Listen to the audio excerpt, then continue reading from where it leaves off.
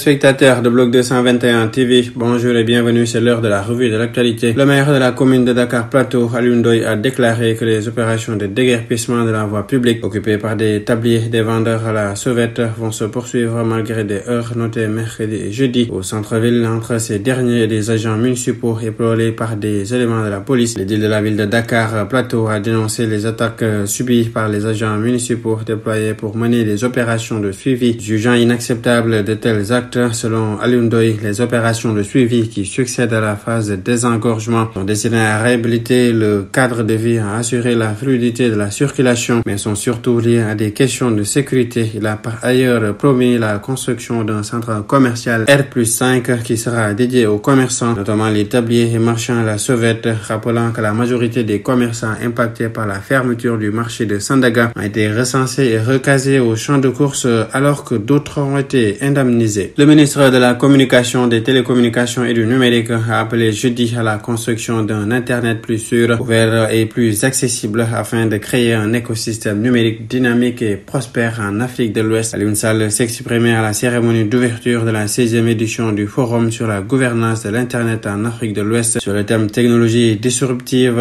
bilan et perspective. L'objectif de ce forum, selon une note distribuée par les organisateurs, est d'explorer l'impact, les défis et les opportunités présentées par les technologies disruptives dans la région. Le face-à-face tant attendu a eu lieu. Le duel entre Awa Baba Thiam et Salah Sow, qui dure depuis un an, a connu son premier round ce jeudi à la barre du tribunal correctionnel de Dakar, mais il s'agissait d'un faux départ puisque la confrontation a été renvoyée au 12 septembre prochain. Les deux désormais ex-amis qui devaient laver leur linge sale devant Dame Justice devront donc prendre leur mal en patience pour cracher ce qu'elles ont en travers la gorge. Et si les deux parties n'ont pas pu s'affronter dans les débats d'audience, c'est parce que le dossier est incomplet. Selon nos radars du côté du palais de justice, la plainte de Awa Baba Thiam au niveau de la sûreté urbaine contre Salah Sow pour injure publique et diffamation suite à la diffusion des audios de la dame Sow traitant son ami de tous les noms d'oiseaux n'y figure pas. Seule celle de Salah contre X après les messages de la bonne de Awa Baba est dans le dossier. L'actualité hors de nos frontières en Gambie, une école primaire de Vélingara, ville de la région de Lao River, a été le théâtre d'une fusillade en début de semaine. L'auteur du forfait est un écolier. Il est venu dans l'établissement avec le pistolet trouvé à la maison. Selon une source de The Voice